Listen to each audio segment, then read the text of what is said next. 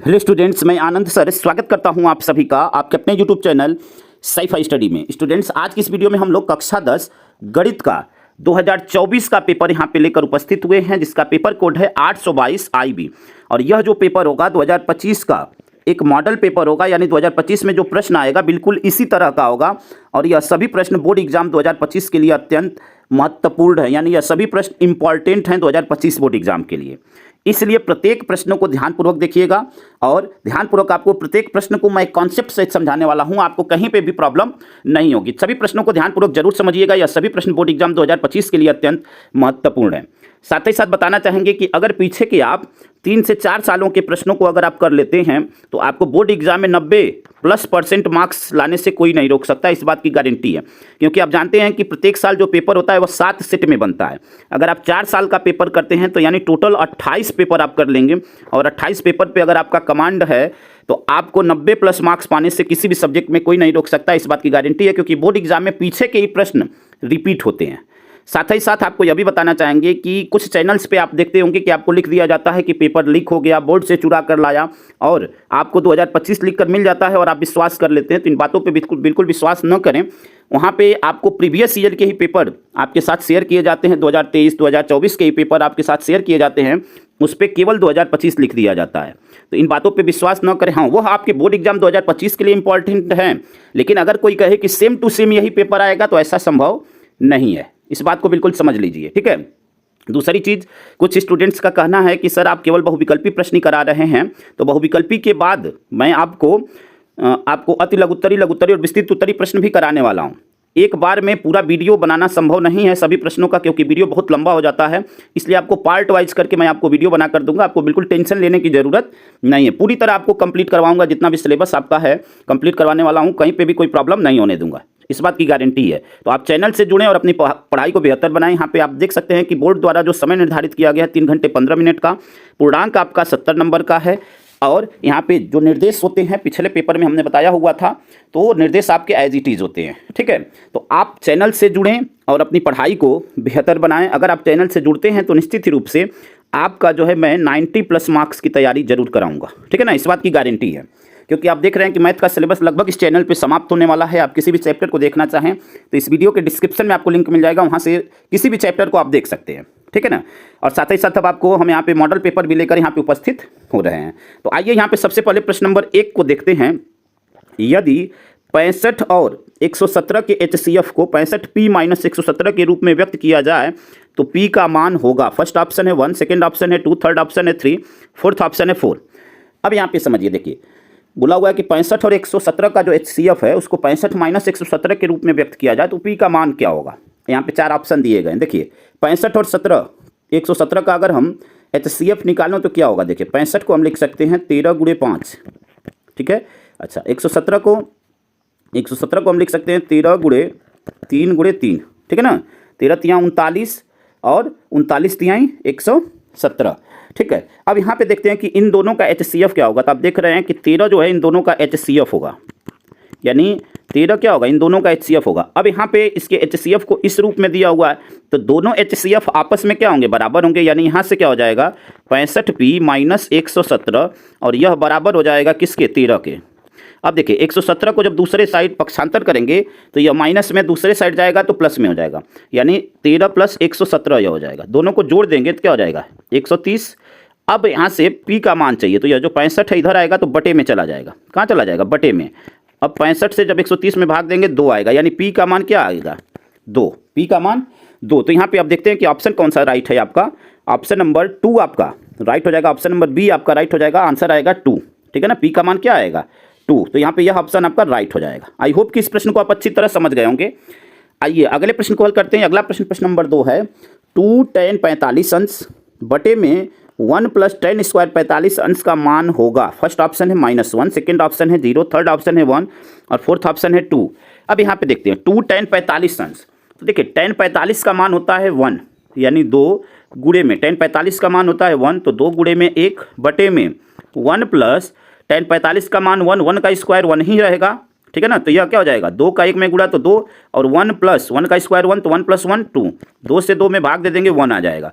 यानी यहाँ पे राइट आंसर कौन सा हो जाएगा, ऑप्शन नंबर सी आपका राइट आंसर हो जाएगा प्रश्न नंबर 2 के लिए। ठीक है, तो यहाँ पे ऑप्शन नंबर सी यह आपका राइट हो जाएगा। आई होप कि इस प्रश्न को आप अच्छी तरह समझ गए होंगे।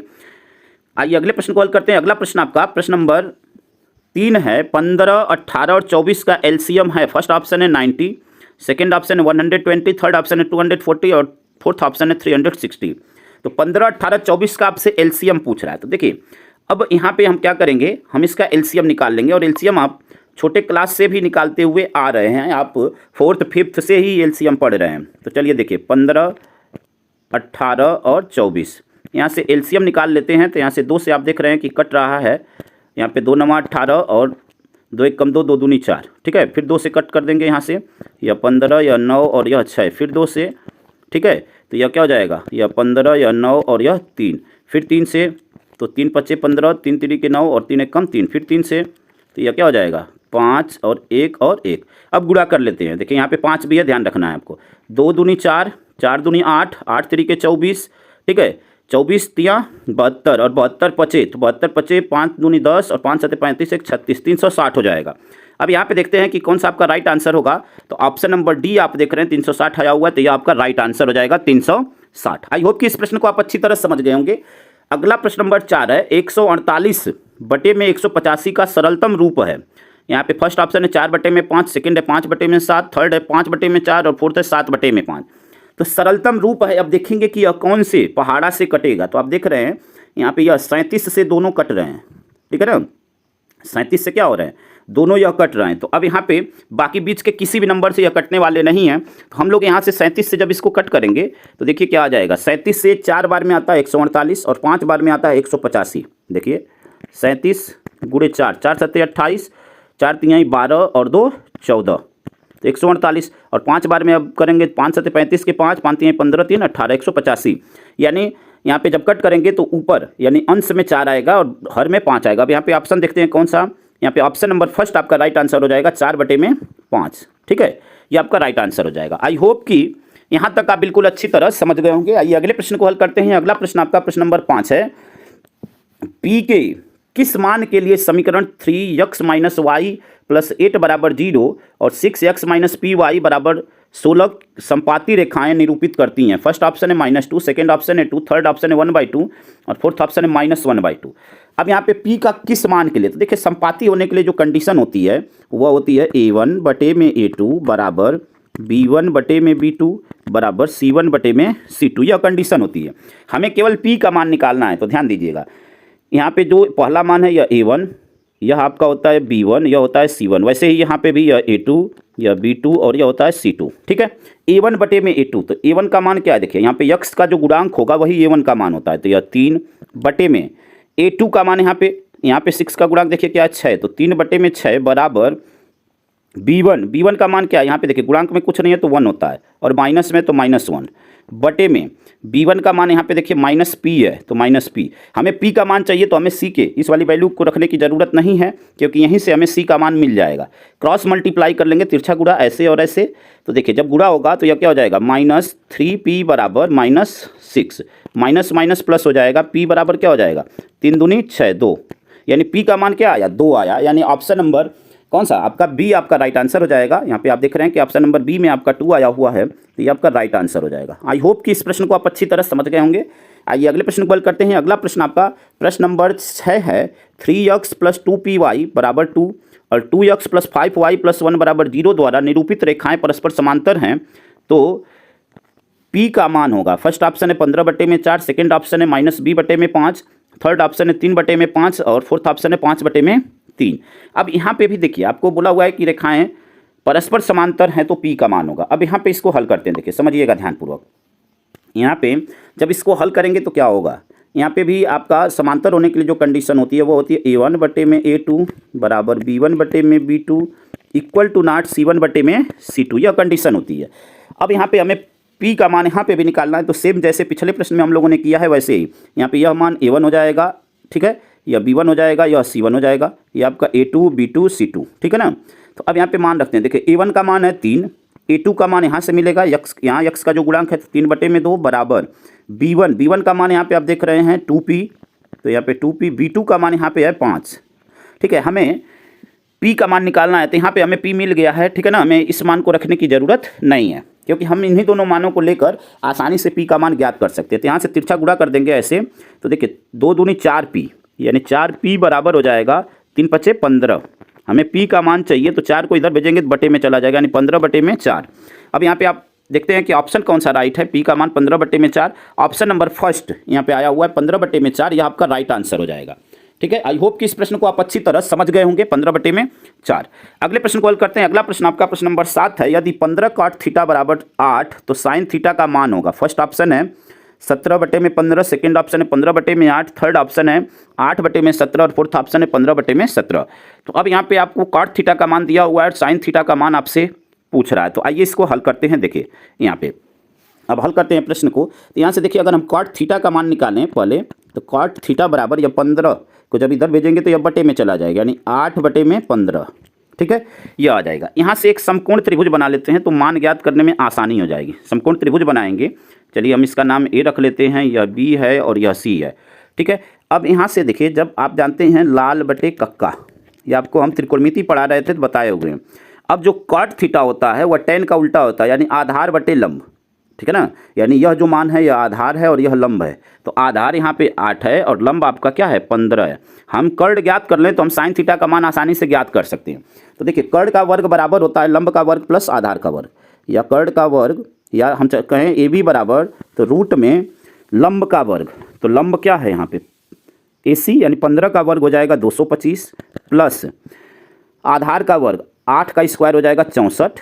इन दोनों को जोड़ेंगे तो क्या हो जाएगा, देखिए 225 और 64, 5 4 9, 6 2 8 1 9, 5 4 9 और 6 2 8, ठीक है ना, 289। और इसका वर्गमूल क्या हो जाएगा, यह 17 का स्क्वायर है तो 17, यानी जो कर्ण आया वह 17 आया। अब देखिए साइन थीटा क्या होता है, यहाँ से साइन थीटा जो होता है यहाँ पे देखिए लंब बटे कर्ण, पहला मान साइन थीटा का बताता है, तो लंब बटे कर्ण, तो लंब आपका 15 है और कर्ण आपका 17, यानी साइन थीटा हो गया 15 बटे में 17। अब यहाँ पे देखते हैं कि कौन सा ऑप्शन आपका राइट होगा। तो यहाँ पे आप देख रहे हैं कि ऑप्शन नंबर डी आपका राइट हो जाएगा, 15 बटे में 17, यह आपका राइट आंसर हो जाएगा।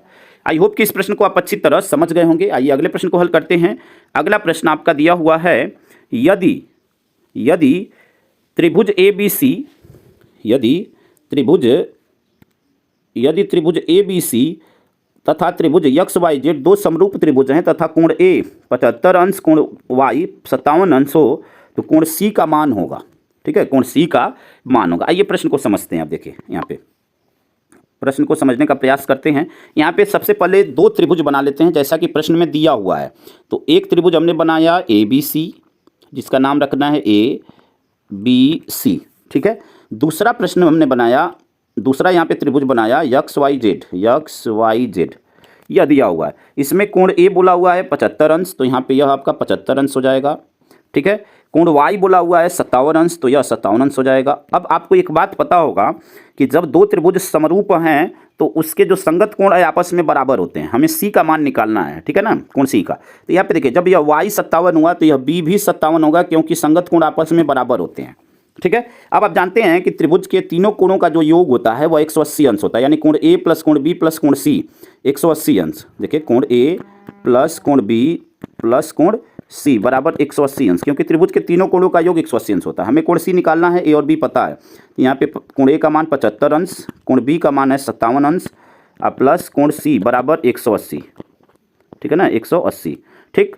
अब इन दोनों को जोड़ देते हैं। तो देखिए 7 5 12 और 7 5 12 1 13, ठीक है ना, 132, यानी 180 माइनस इधर जब पक्षांतर करेंगे तो यह क्या हो जाएगा 132, ठीक है ना। देखिए 7 5 12 7 5 12 1 13।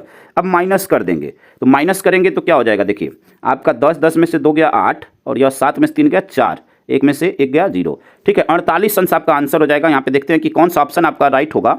तो यहाँ पे ऑप्शन नंबर बी आपका राइट हो जाएगा। बी में आपका 48 अंश आया हुआ है, तो यह आंसर आपका राइट आंसर हो जाएगा, option number B. I hope कि 1 से 8 तक के सभी प्रश्नों को आप अच्छी तरह समझ गए होंगे। आइए अगले प्रश्न को हल करते हैं स्टूडेंट्स। अगला प्रश्न आपका प्रश्न नंबर 9 है, बिंदु m-3,4 की मूल बिंदु से दूरी है। फर्स्ट ऑप्शन है 5, सेकेंड ऑप्शन है 6 और थर्ड ऑप्शन है रूट में 49 और फोर्थ ऑप्शन है 1।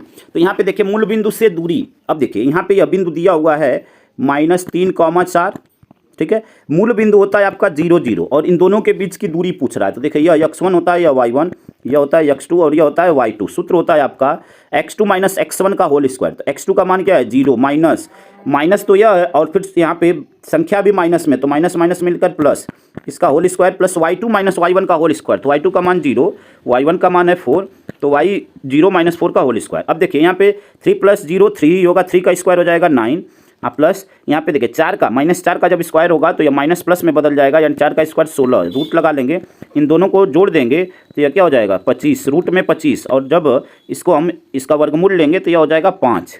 ठीक है। तो अब यहाँ पे देखते हैं कि कौन सा ऑप्शन आपका राइट होगा। तो ऑप्शन नंबर फर्स्ट आपका क्या हो जाएगा, राइट आंसर हो जाएगा। ऑप्शन नंबर फर्स्ट आपका क्या हो जाएगा, राइट आंसर हो जाएगा 5। ठीक है। आई होप कि इस प्रश्न को आप अच्छी तरह समझ गए होंगे। आइए अगले प्रश्न को हल करते हैं। अगला प्रश्न, बिंदुओं -2,6 और -2,10 को मिलाने वाले रेखाखंड के मध्य बिंदु के निर्देशांक हैं। फर्स्ट ऑप्शन है -2,8, सेकंड ऑप्शन है -2,5, थर्ड ऑप्शन है -2,3 और फोर्थ ऑप्शन है 0,2। तो देखिए मध्य बिंदु का निर्देशांक का मतलब कि x बराबर होता है, x और y दो निर्देशांक होते हैं, तो x बराबर होता है x1 प्लस x2 बटे में 2 और y बराबर होता है y1 प्लस y2 बटे में 2। यह सूत्र होता है। अब यहाँ पे देखिए जो पहला मान है यह x1 है, यह y1 है, यह x2 है और यह y2 है। ठीक है। x1 का मान क्या है -2, तो यहाँ पे मान रखते हैं देखिए -2। फिर आपका y1 का मान, x2 का मान क्या है -2, तो -2 बटे में 2। y के लिए जब मान रखेंगे, हाँ चलिए इसको हल कर लेते हैं पहले। -2 क्या हो जाएगा -4/2, तो यह क्या हो जाएगा -2 हो जाएगा, यानी x का मान आपका क्या आया -2। चलिए अब यहाँ पे y1 y2 का मान रखते हैं। तो y1 का मान देखिए क्या है यहाँ पे, y1 है 6 प्लस y2 है आपका 5 y2 है आपका 10 यहाँ पे देखिए, तो यहाँ पे 10 बटे में 2, 10 और 6 16 में 2 से भाग दे देंगे तो 8 आ जाएगा। यानी आपके जो निर्देशांक हुए x और y होते हैं, तो x का मान -2 और y का मान 8, यानी निर्देशांक हो जाएगा -2,8। ये आपका निर्देशांक होगा। अब ऑप्शन देखते हैं कि कौन सा राइट होगा। तो -2,8 यहाँ पे फर्स्ट ऑप्शन में ही दिख रहा है, -2,8। ये आपका राइट आंसर हो जाएगा प्रश्न नंबर 10 के लिए। ठीक है। आई होप कि यहाँ तक आप बिल्कुल अच्छी तरह समझ गए होंगे। आइए अगले प्रश्न को हल करते हैं। अगला प्रश्न आपका प्रश्न नंबर आपका 11 है। यहाँ पे देखिए प्रश्न नंबर 11 को समझते हैं। प्रश्न नंबर 11 है, किसी समबाहु त्रिभुज ABC में यदि AD लंब है BC पर हो तो AD स्क्वायर बराबर होगा। फर्स्ट ऑप्शन है 1/2 CD स्क्वायर, सेकेंड ऑप्शन है 4 CD स्क्वायर, थर्ड ऑप्शन है 2 CD स्क्वायर और फोर्थ ऑप्शन है 2 CD स्क्वायर, फोर्थ ऑप्शन है 3 CD स्क्वायर। अब यहाँ पे समझते हैं, देखिए प्रश्न को समझिएगा ध्यानपूर्वक। यहाँ पे प्रश्न में क्या क्या कह रहा है, आपसे बोला हुआ है कि एक त्रिभुज है ABC जो कि समबाहु त्रिभुज है। हम यहाँ पे एक त्रिभुज बना लेते हैं ABC, इसका नाम A, इसका नाम B और इसका नाम C। अब यहाँ पे बोला हुआ है कि जो AD है वह BC पर लंब है, यानी यहाँ से हम लंब डाल देंगे BC पर, और इसका नाम D है। अब चूंकि देखिए यह एक समबाहु त्रिभुज है, तो आपको पता है कि जो समबाहु त्रिभुज होता है उसकी तीनों भुजाएं आपस में बराबर होती हैं, यानी यहाँ से AB बराबर होगा BC बराबर होगा AC के, यानी यह तीनों आपस में बराबर हैं। अब जब यह लंब है तो यहाँ पे जो कोण बनेगा वह 90 अंश का कोण बनेगा। ठीक है ना। अब यहाँ से आइए इसको हल करते हैं। अब यहाँ पे हम कहें कि त्रिभुज ADC एक समकोण त्रिभुज होगा, 90 अंश का कोण बना रहा है, तो ADC क्या होगा, समकोण त्रिभुज होगा, समकोण त्रिभुज होगा। अब जब समकोण त्रिभुज होगा तो हम पाइथागोरस प्रमेय यहाँ से लगा देंगे। तो पाइथागोरस प्रमेय क्या होगा, देखिए यहाँ पे जहाँ पे 90 अंश का कोण बनता है उसके सामने की भुजा कर्ड होती है, यानी यहाँ पे AC जो है कर्ड हो जाएगा। AC क्या होगा, कर्ड होगा। तो यहाँ से देखिए हम कर्ड का वर्ग बराबर होता है लंब का वर्ग प्लस आधार का वर्ग।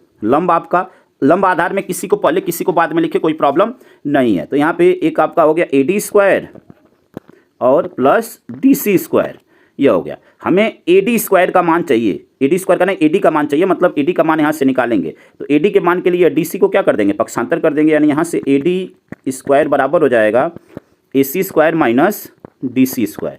अब एक चीज़ आपको ध्यान देना है, यहाँ पे देखिए जो D है वह BC को 2 बराबर भागों में समद्विभाजित करता है, यानी BC को 2 बराबर भागों में समद्विभाजित करने का मतलब क्या हुआ, यहाँ से समझिएगा। देखिए यहाँ से हम कहें कि BC बटे में जो 2 है, BC बटे में 2 यह बराबर होगा किसके किसके, देखिए BD और DC के बराबर होगा, BD और DC के। ध्यान से समझिएगा। मैं कहूँ कि अगर यहाँ से DC का मान क्या होगा, तो DC का मान आप कहेंगे अगर BC का हम आधा कर दें, यानी BC का आधा, देखिए यहाँ पे BC का हमने आधा किया हुआ, आधा मतलब 2 से भाग देना, तो वह आपका क्या हो जाएगा, BD का मान हो जाएगा।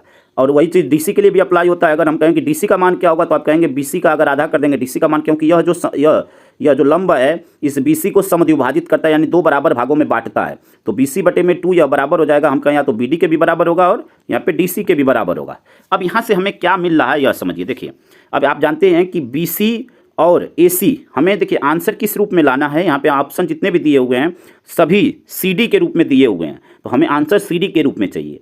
तो इस BC को अब यहाँ पे आप देख रहे हैं कि BC के स्थान पे, ठीक है ना, यहाँ पे आप देख रहे हैं कि BC और AC आपस में बराबर है, तो इस BC के स्थान पे हम क्या रख सकते हैं, AC रख सकते हैं, ठीक है ना। इस BC के स्थान पे यहाँ से हम AC रख सकते हैं। तो चलिए यहाँ से AC रखते हैं, देखिए यहाँ से AC, तो यह हो जाएगा AC बटे में 2 बराबर, हमें ज़रूरत है किसकी, CD की, तो अब बराबर हम इस CD को ले लेते हैं या DC को ले लेते हैं।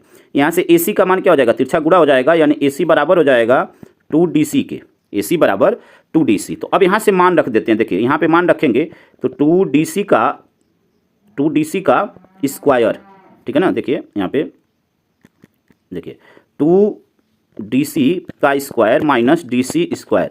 अब देखिए जब स्क्वायर होगा तो 2 का स्क्वायर क्या हो जाएगा, 4DC square minus DC square. देखिए यहाँ गुणांक में कुछ नहीं है तो 1 है, 4DC स्क्वायर में से 1DC स्क्वायर जाएगा तो 3DC स्क्वायर आ जाएगा, 3DC स्क्वायर, और यही आपका क्या हो जाएगा, आंसर हो जाएगा, यही आपका आंसर हो जाएगा। 3DC स्क्वायर या 3CD स्क्वायर, बात एक ही होगी। यहाँ पे ऑप्शन देखते हैं कौन सा होगा आपका 3CD स्क्वायर। ऑप्शन नंबर 4 आपका क्या हो जाएगा, राइट हो जाएगा प्रश्न नंबर 11 के लिए, ठीक है ना। 3DC स्क्वायर या CD स्क्वायर, बात एक ही होगी। आई होप कि यहाँ तक आप बिल्कुल अच्छी तरह समझ गए होंगे।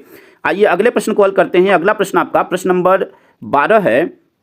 यहाँ पे त्रिभुज ABC के शीर्षों के निर्देशांक क्रमशः 7, 5, 5, 7, -3, 3 है। यदि BC का मध्य बिंदु D है तो AD की माप होगी। यहाँ पे देखिए प्रश्न में क्या करना है, एक त्रिभुज बनाना है। इन त्रिभुजों के निर्देशांक दिए गए हैं, यानी यहाँ पे यह आपका 7, 5 दिया हुआ है, फिर बोला हुआ है यह आपका 5, 7 दिया हुआ है, और यह -3, 3 दिया हुआ है। यह त्रिभुज आपका A, B और C।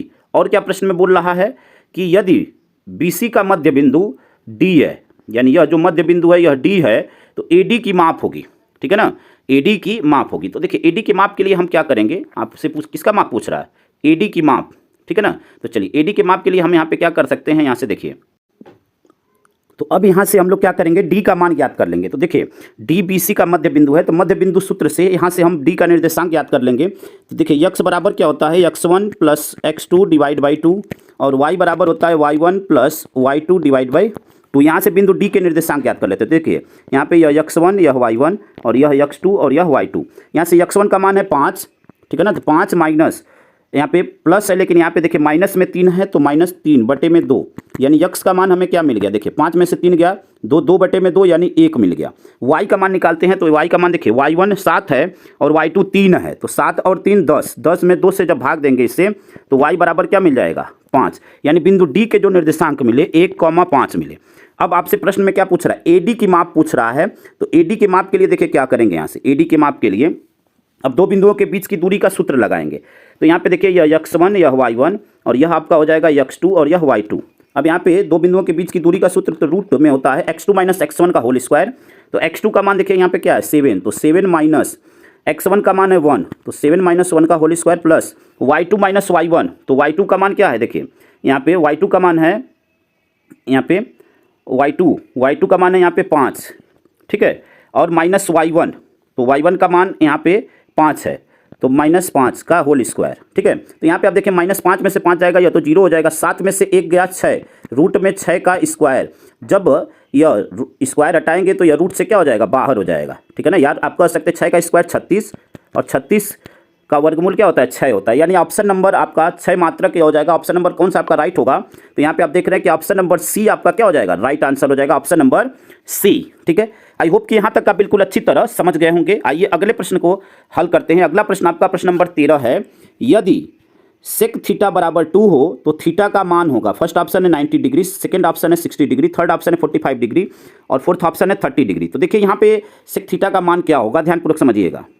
तो अब यहाँ से हम क्या करेंगे, इसको देखिए सेक थीटा बराबर 2 दिया हुआ है, तो यहाँ से देखिए सेक थीटा बराबर सेक 2, ठीक है। अब यहाँ से देखिए सेक से सेक क्या कट हो जाएगा, कट जाएगा, और थीटा बराबर हो जाएगा 2। अब सेक किसका मान आपका 2 होता है, या आप सिंपल ऐसे कह सकते हैं, देखिए इतना भी करने की ज़रूरत नहीं है आपको। देखिए सेक थीटा बराबर 2। अब सेक थीटा यानी किसका मान जो है 2 होता है, तो सेक 60 अंश का मान 2 होता है आपको। देखिए सेक थीटा बराबर यहाँ पे हो जाएगा, किसका मान 2 होता है, तो सेक 60 अंश का, सेक 60 अंश का, सेक से सेक कट गया, थीटा बराबर क्या आ गया, 60 अंश आ गया, क्योंकि आपको एंगल के रूप में पूछ रहा है, संख्या के रूप में नहीं पूछ रहा है, तो थीटा बराबर 60 अंश। अब यहाँ पे कौन सा ऑप्शन आपका राइट हो जाएगा, तो ऑप्शन नंबर बी आपका राइट आंसर हो जाएगा 60 डिग्री। आइए अगले प्रश्न को हल करते हैं। अगला प्रश्न आपका प्रश्न नंबर 14 है। यहाँ पे देखिए प्रश्न नंबर 14 क्या है, cosec square theta minus cot square theta, एक ब्रैकेट में दूसरे ब्रैकेट में 1 माइनस कॉस स्क्वायर थीटा का मान है। फर्स्ट ऑप्शन है sec square theta, second option है tan square theta, third option है कोसेक स्क्वायर थीटा और फोर्थ ऑप्शन है साइन स्क्वायर थीटा। तो देखिए cosec square theta minus cot square theta का मान जो होता है वह होता है 1, ठीक है ना, वह क्या होता है 1 होता है। अब यहाँ पे देखते हैं कि जब इसका मान 1 हो जाएगा और यहाँ पे देखिए बीच में कोई चीज़ नहीं है तो गुणे का 1 माइनस कॉस स्क्वायर थीटा बराबर होता है साइन स्क्वायर थीटा। अब इन दोनों का गुणा होगा तो यह क्या हो जाएगा साइन स्क्वायर थीटा। अब यहाँ पे ऑप्शन देखते हैं कि कौन सा राइट होगा, तो यहाँ पे ऑप्शन नंबर डी आपका क्या हो जाएगा, राइट आंसर हो जाएगा ऑप्शन नंबर डी। ठीक है, आई होप कि यहाँ तक आप बिल्कुल अच्छी तरह समझ गए होंगे। अगले प्रश्न को हल करते हैं स्टूडेंट्स। अगला प्रश्न है आपका प्रश्न नंबर 15। एक लंब वृत्तीय बेलन के आधार का क्षेत्रफल 9 पाई सेंटीमीटर स्क्वायर हो तो उसके आधार की त्रिज्या होगी। फर्स्ट ऑप्शन है 3 सेंटीमीटर, सेकंड ऑप्शन है 6 सेंटीमीटर, थर्ड ऑप्शन है 2 सेंटीमीटर और फोर्थ ऑप्शन है 4 सेंटीमीटर। तो देखिए बेलन के आधार का क्षेत्रफल यानी आधार का क्षेत्रफल का सूत्र होता है पाई आर स्क्वायर बराबर आपको दिया हुआ है 9 पाई के। पाई से पाई कट गया, आर का मान जब निकालेंगे स्क्वायर को इधर भेजेंगे तो यह रूट में हो जाएगा 9 और 9 3 का स्क्वायर होता है यानी आर का मान आ गया 3। अब यहाँ पे ऑप्शन कौन सा आपका राइट हो जाएगा, तो ऑप्शन नंबर फर्स्ट आपका क्या हो जाएगा, राइट आंसर हो जाएगा ऑप्शन नंबर फर्स्ट। ठीक है, यहाँ पे 3 सेंटीमीटर आपका राइट आंसर हो जाएगा। उम्मीद करते हैं कि यहाँ तक आप बिल्कुल अच्छी तरह समझ गए होंगे। अब देखिए 4 सेंटीमीटर त्रिज्या वाले वृत्त के अंतर्गत खींचे जा सकने वाले वर्ग का क्षेत्रफल। देखिए सबसे पहले प्रश्न को समझिए, एक वृत्त है 4 सेंटीमीटर त्रिज्या वाला। अब इसके अंदर एक वर्ग बनाया जा रहा है, इसके अंदर एक वर्ग बनाया जा रहा है कुछ इस टाइप से। यहाँ पे इसकी त्रिज्या दिया हुआ है 4 सेंटीमीटर, ठीक है, त्रिज्या दिया हुआ है 4 सेंटीमीटर। अब इस वर्ग का आपसे क्षेत्रफल पूछ रहा है, इस वर्ग का। अब देखिए वर्ग का जो क्षेत्रफल होता है वो होता है भुजा गुणे भुजा। अगर आपको भुजाएं पता चल जाएं तो आप उसका क्षेत्रफल ज्ञात कर सकते हैं। तो देखिए उसके लिए हम क्या करेंगे, भुजा को ज्ञात करने के लिए देखिए यहाँ से यहाँ तक ये अभी त्रिज्या है, यहाँ से यहाँ तक ये अभी त्रिज्या है, यानी यह टोटल क्या हो जाएगा, विकर्ण हो जाएगा। और वर्ग के विकर्ण का जो फार्मूला होता है देखिए रूट में 2 गुणे ए जहाँ पे उसकी भुजा है यह बराबर होता है। अब यहाँ पे दोनों त्रिज्याएं हैं, यहाँ से यहाँ तक की अभी 4, यहाँ से यहाँ तक की अभी 4, तो 4 + 4 यह क्या हो जाएगा 8 हो जाएगा। हमें यहाँ से भुजा का मान यानी ए का मान निकाल लेते हैं तो यह 8 और यह √2 कहाँ चला जाएगा, बटे में चला जाएगा।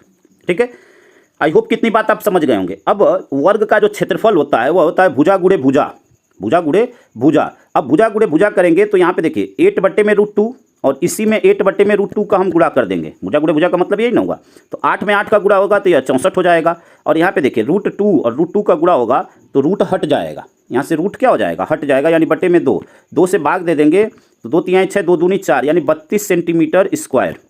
अब यहाँ पे ऑप्शन नंबर कौन सा आपका राइट होगा, तो ऑप्शन नंबर यहाँ पे बी आपका राइट आंसर हो जाएगा 32 सेंटीमीटर स्क्वायर।